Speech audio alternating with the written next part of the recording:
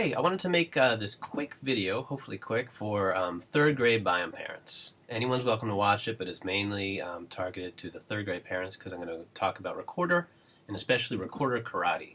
So as you probably know, we're in the middle of our recorder karate unit right now.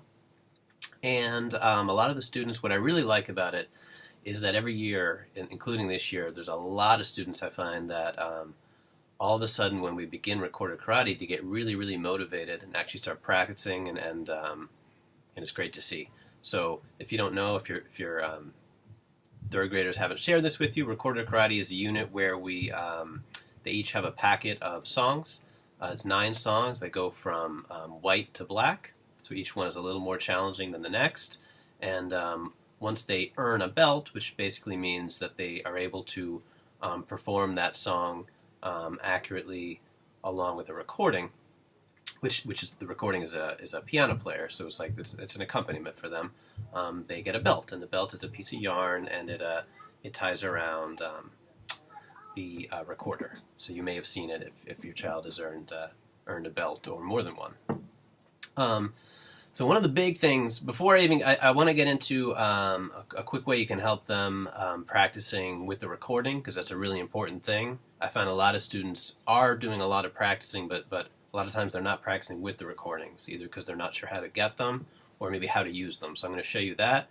But first, just a couple of really quick things in case you're noticing that when your child is playing, it's either not the most pleasing sound or there's having a lot of trouble, not squeaking and things.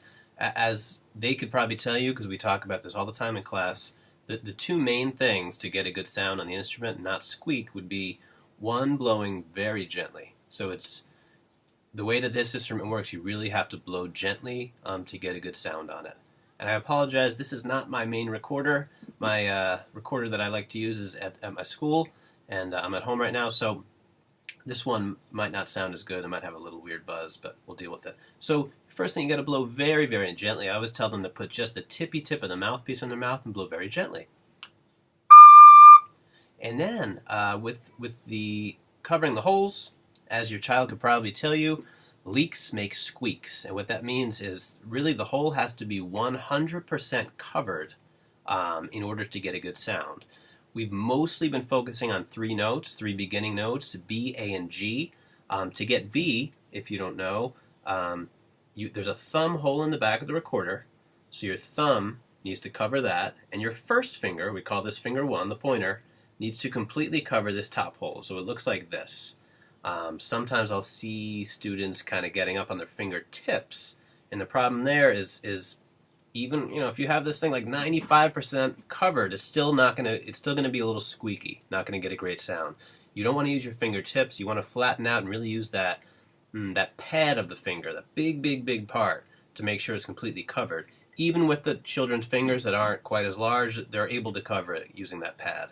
And then combine that, pressing pretty hard with a gentle blow, and we should get a nice sound. And then to get to A, we're going to add our next finger. And to get to G, we're going to add one more. This, of course, can sometimes be hard for the students because you really have to, keep these on as you're adding.